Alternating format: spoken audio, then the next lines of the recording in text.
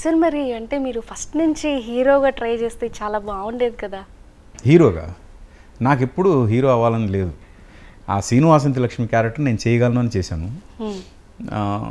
తర్వాత broker character ఎవరు లేక చేశాను ఆ క్యారెక్టర్.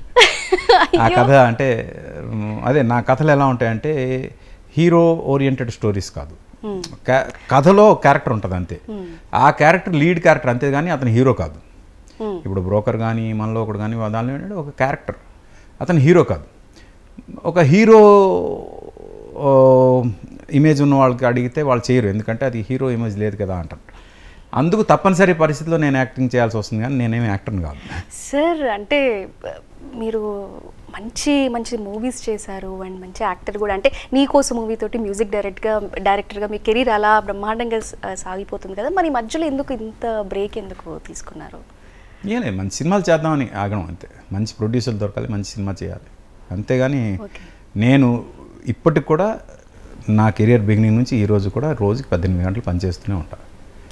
ఏదో ఒక రకంగా నా ట్యూన్లు వర్క్ చేస్తుంటా, లేకపోతే నా కథలు రాసుకుంటుంటా, నా టీంతో సిట్ చేస్తూ చిట్ చేస్తూ కొత్త కథలు. నా దగ్గర ఒక 50 కథలు ఉంటాయి అవుట్ ఆఫ్ ది బాక్స్. అంటే నేనేంటంటే నా కథలు ఎలా ఉంటాయంటే అందరి ఆలోచనలు ఎక్కడ ఆగిపోతే అక్కడ నా ఆలోచనలు మొదలవుతాయి. డిఫరెంట్. అందుకు నా కథలన్నీ కొత్తగా ఉంటాయి.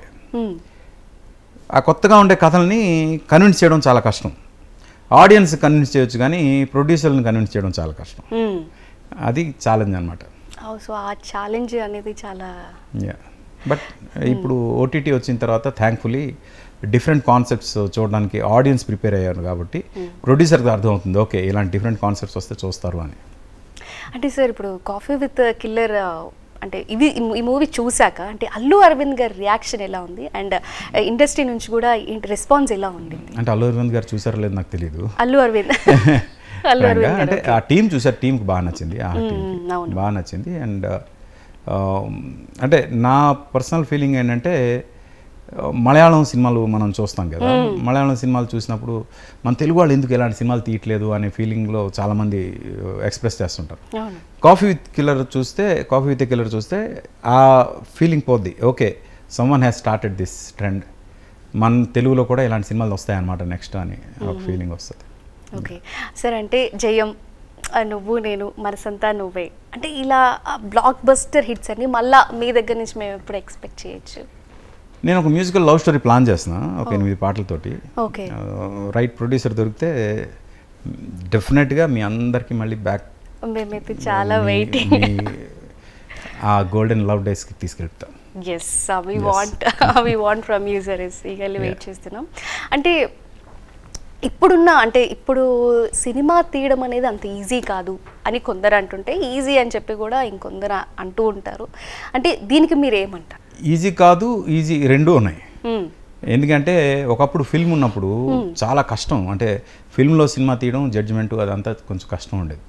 ఇప్పుడు డిజిటల్ వచ్చాక ప్రతిదీ కూడా, అంటే ఫిల్మ్ ఉన్నప్పుడు ఏంటంటే ఫిల్మ్ ఎక్కువ ఒకసారి ఎక్స్పోజ్ అయిపోయిన తర్వాత ఇంకా దాన్ని మనం ఆ డబ్బు పోయినట్టే, చాలా కాస్ట్లీ ఫిల్మ్. అప్పుడు ఏంటంటే ఎంత అవసరం అంతే తీసేవాడు. ఇప్పుడు ఏంటంటే డిజిటల్ వచ్చిన తర్వాత అవసరం ఉన్నా లేకపోయినా 10 యాంగిల్స్లో మొత్తం సీన్లు తీస్తారు, తర్వాత ఎడిటింగ్ టేబుల్ మీద చూసుకుందాంలే అని. దాంతో ఫిల్మ్ ఎక్స్పోజర్ తగ్గిన వర్కింగ్ టైం పెరిగింది. ఆ రకంగా రెండూ ఉన్నాయి. అప్పట్లో ఏంటంటే ఎంత ఎక్స్పోజర్ కావాలో అంతే తీస్తూ వర్కింగ్ డేస్ తక్కువ ఉండేవి. ఇప్పుడు వర్కింగ్ డేస్ పెరిగిపోయి ఫిల్మ్ లేదు కాబట్టి ఇప్పుడు మన ఇద్దరిది క్లోజప్ షాట్స్ 2 తీసుకుని ఒక మాస్టర్ షాట్, ఒక మిడ్ రేంజ్ షాట్స్ తీసుకుంటే చాలు. అవి ఎక్కడెక్కడ కావాలో, ఎంత కావాలో, ఏ షాట్లు ఎక్కడెక్కడ వాడతామో అవి మాత్రమే ఫిల్మ్లో తీసుకునేవాళ్ళు. ఇప్పుడేంటి మొత్తం సీను అన్ని యాంగిల్స్లో తీస్తున్నారు. దాంతో ఎంత ఖర్చు, ఎంత వర్కింగ్ డేస్ పెరుగుతున్నాయి, అదంతా ఇప్పుడు దీనివల్ల ఇది కష్టం. ఈజీ ఏంటి అంటే డైరెక్షన్ రాని వాళ్ళు కూడా నేను డైరెక్షన్ చేయొచ్చు అని ఫీల్ అవుతున్నారు. ఎందుకంటే ఇన్స్టాగ్రామ్ రీల్స్ అవన్నీ వచ్చిన తర్వాత ఫ్రాంక్గా చాలామంది చాలా ప్రొఫెషనల్గా తెస్తున్నారు. ఇంత ప్రొఫెషనల్గా నువ్వు సినిమాలు ఎందుకు చేయకూడదు అనగానే వాళ్ళకి ఒకసారి రెక్కలు వచ్చేసి సినిమాలకు వస్తారు. కానీ ఇన్స్టాగ్రామ్ రీల్ తీసినంత ఈజీగా సినిమా తీయలేము అనే విషయం థియేటర్కి వస్తే కానీ తెలియదు. అది మూవీ తీసి థియేటర్కి వచ్చి సక్సెస్ అవ్వడం కూడా అది నార్మల్ విషయం కాదు.